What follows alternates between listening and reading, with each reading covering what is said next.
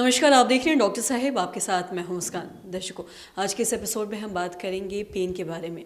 हम कई बार ऐसा देखते हैं कि जब भी ठंड दस्तक देती है तो कई ऐसे पेन होते हैं जो साल भर दर्द नहीं देता, लेकिन ठंड में वो दर्द शुरू हो जाता है। आज हम इसी पे खास बातचीत करेंगे और तमाम जानकारी लेंगे और ये भी जानेंगे कि ये जो पेन है, क्या ये बिना दवाइयों के ठीक हो सकता है? क्या जो लोग दवाई नहीं खाना चाहते हैं, क्योंकि हम कहीं ना कहीं जानते हैं कि दवाइयों का साइड इफ़ेक्ट्स भी होता है, तो लोग जो दवाई के बिना ठीक होना चाहते हैं किसी भी तरीके के शरीर के हड्डी के दर्द से, ये कैसे ठीक हो सकता है? इसी पे खास तमाम जानकारी लेने के लिए आज हमारे साथ मौजूद है डॉक्टर रजनीशकांत।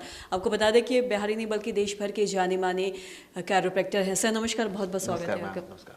सर आपसे जानना चाहेंगे, हम अक्सर ऐसा देखते हैं अगर हम किसी भी पेन की बात करें, खासकर मसल्स या फिर अगर बोन पेन की बात करें, जॉइंट्स पेन, हाँ जॉइंट्स पेन की अगर हम बात करें तो साल भर भी ठीक रहता है। कोई अगर ऐसा चोट होता है तो ठंड में अक्सर ऐसा देखते हैं कि वो जो दर्द है वो एकदम से फिर दर्द होने लगता है या ऐसा हो जाता है। लेकिन कुछ लोग ऐसे भी हैं जो बिना दवाई खाना ठीक होना चाहते हैं, क्योंकि हम सभी जानते हैं कि दवाइयों का कहीं ना कहीं साइड इफेक्ट्स भी होता है। तो क्या इसमें मुमकिन है और क्या इससे 100% जो दर्द ठीक हो सकता है, आपसे जानना चाहेंगे। देखिए सर्द में ठंडी के मौसम में दर्द बढ़ने का कारण है हमारा ब्लड सर्कुलेशन। हमारा ब्लड सर्कुलेशन कम होने के कारण जैसे ही ब्लड में बॉडी में हमारा ब्लड सर्कुलेशन कम होता है, स्लो होता है, तो पेन स्टार्ट होता है। कोई कोई ऐसा पेन होता है जो अभी दिखता नहीं है लेकिन ठंड में बढ़ जाता है। तो रीज़न ये है कि हम लोग ठंड में बहुत चीज़ होता है कि उसको मतलब फिजिकल एक्टिविटी बिल्कुल नहीं करते हैं। जो करते भी हैं वो लोग शांत हो जाते हैं, घर पे बैठ जाते हैं, कुछ करते नहीं हैं, जिसके कारण वो दर्द बढ़ने लगता है। तो ये सब सारी चीज़ें हैं कि थोड़ी बहुत फिजिकल एक्टिविटी, जो अगर मान लीजिए कोई ओल्ड एज वाले हैं, जो शुगर पेशेंट, बीपी पेशेंट ज़्यादा है, तो अगर ठंड में टहलने का अगर प्रॉब्लम हो रहा है, बीपी बढ़ जा रहा है, तो घर पे भी थोड़ा बहुत फिजिकल एक्टिविटी करें। कम से कम जॉइंट एक्सरसाइजेस, थोड़ा बहुत एरोबिक, थोड़ा बहुत जो मतलब नॉर्मल जो वार्म अप एक्सरसाइज है वो करना चाहिए। इससे पेन को कम कर सकते हैं। और इसके बाद भी अगर कोई ज़्यादा बढ़ जाता है, जैसे कि कोई अलाइनमेंट में प्रॉब्लम आता है, मिसिंग अलाइन हमारे स्पाइन जॉइंट्स, तो आकर के हमारे पास ट्रीटमेंट लेकर के या थोड़ा घर पे थोड़े बहुत एक्सरसाइजेस करके उसको ठीक किया जा सकता है। जी, और साथ ही आपसे ये भी जानना चाहेंगे, अगर कई बार ऐसा देखते हैं स्पोर्ट्स इंजरी, जो भी लोग स्पोर्ट्स खेलते हैं उन्हें अक्सर कई बार जॉइंट्स में या फिर पैर में, खासकर एंकल की अगर बात करें तो ऐसा चोट लग जाता है। और कई बार ऐसा भी कहा जाता है कि चोट की वजह से वो फिर वापस कभी खेल नहीं पाएंगे। तो क्या वो जो जॉइंट्स में जो कोई भी चोट अगर हड्डी से जुड़ा है या जॉइंट से तो क्या वो ठीक हो सकता है? हाँ, वो ठीक हो सकता है, लेकिन अब देखना होता है कि उसका इन्फ्लेमेशन है कितना।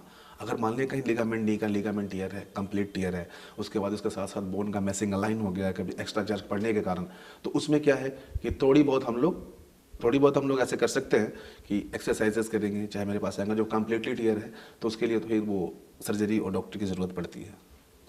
और साथ ही आपसे जानना चाहेंगे, कई बार ऐसा होता है कि कई लोगों को ये नहीं पता कि ये जो कैरोप्रैक्टर जो ट्रीटमेंट है, इसमें किस तरीके की बीमारियां ठीक होती है। कई बार लोग सोचते हैं कि सिर्फ जॉइंट्स ही इससे ठीक होता है। मैं आपसे जानना चाहूँगी, इससे कौन कौन सी बीमारियां जो इस ट्रीटमेंट से ठीक हो सकता है? इससे अगर देखा जाए तो एक स्पाइन को मिसअलाइन होने की वजह से जो प्रॉब्लम होगी, कम से कम 150-200 बीमारियों को हम लोग ठीक कर सकते हैं।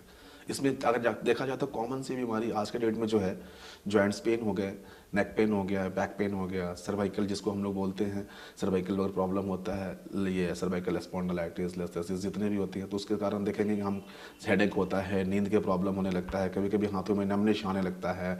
जैसे ही लंबर ये स्पाइन पे आते हैं, लंबर स्पाइन पे, डोर्सल स्पाइन पे, तो ये डाइजेशन से लेकर के जितने सारे हैं, मतलब देखा जाए तो बहुत सारे प्रॉब्लम को हम लोग सॉल्व कर सकते हैं। जिसपे कॉमन जो अभी आज के डेट में जो बीमारियां हावी हैं हमारे ऊपर, तो आप देखेंगे किसी को भी नेक पेन, हाथों में चूनापन आना, झंझनाहट होना, कमर दर्द होना, चक्कर आना, सर दर्द होना, ये सब कॉमन बीमारी है जिसको हम लोग ठीक कर सकते हैं कैरोप्रैक्टिक के द्वारा। और सर, जो भी आपने चीज़ें बताई वो कहीं ना कहीं बहुत ज़रूरी है और हमारे जो दर्शक हैं उनके लिए भी बहुत महत्वपूर्ण रही होगी ये सारी जानकारियाँ। और साथ ही साथ जैसा कि सर आपने बताया कि जो भी चीज़ें हैं कि जॉइंट से जुड़ी या फिर अलाइनमेंट से जुड़ी सारी चीज़ें, ये बीमारियाँ इसमें ठीक होती है, तो आशा करते हैं दर्शकों कि आप भी ये समझ पाए होंगे कि जो कैरोप्रैक्टर ट्रीटमेंट में कौन कौन सी ऐसी बीमारियाँ हैं जो ठीक हो सकती हैं। और आशा करते हैं कि जो तमाम जानकारी है आपके लिए लाभदायक रही हो। तो आज की इस वीडियो में इतना ही। अगर आपने अब तक हमारे चैनल को सब्सक्राइब नहीं किया तो तुरंत कर ले, साथ ही हमारे फेसबुक पेज को लाइक करें। वीडियो देखने के लिए आपका धन्यवाद।